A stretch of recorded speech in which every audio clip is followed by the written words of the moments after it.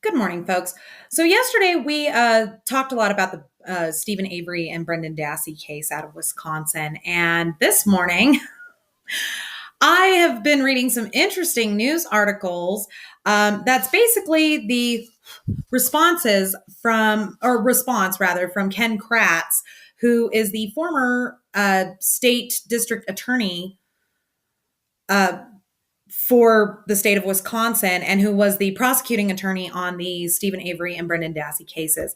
And this comes in the wake of some new information that's been given to the filmmakers by a juror. There is, basically just a lot of buzz around this case ever since Netflix aired the documentary series Making a Murderer.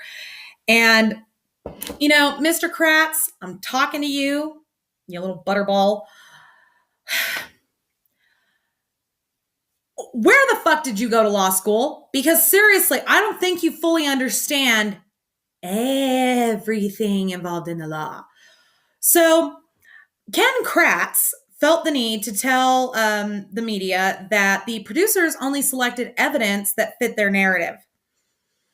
No, I don't think so. Now, the producers have released a statement that has said that they included what they felt was the strongest evidence from both sides. And, I gotta go with them on this. It seemed like both sides, there wasn't very much strong evidence from the prosecution. But, anyways. And then apparently, Ken Kratz is also insinuating that only when Netflix deemed this series a documentary were both sides invited to participate. Now, this is erroneous information on his part. He's basically lying.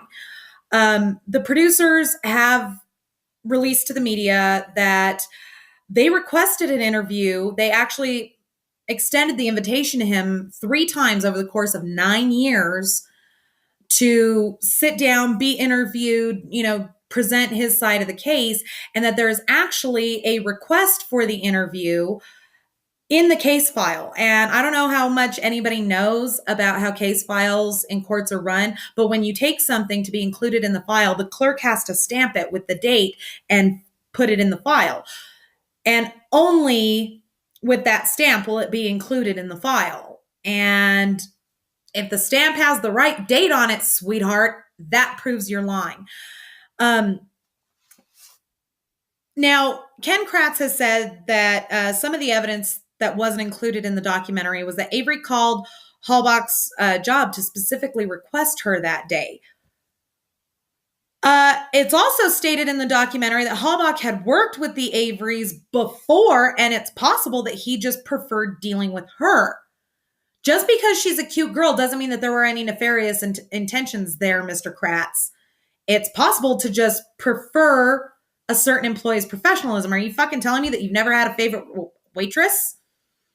Or, a preferred librarian or whatever? I mean, come on.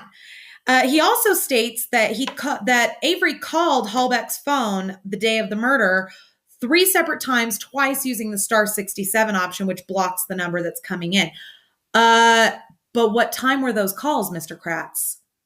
We kind of need that information in order to determine if that's even fucking significant. Now, Kratz has said that there's a petition going around online right now, I'm sure you can find it, that is basically calling for a presidential pardon. And Kratz has said Obama wouldn't have any pardon opportunity because it's a state case. Are you fucking kidding me? Do you not understand how the levels of government work? Obama has the power to pardon anyone he fucking wants, and that's proven by the mass pardons he's been doing lately. Pay attention. He also says, I doubt the executive office is going to weigh in any substantial way. You are a fucking arrogant ass.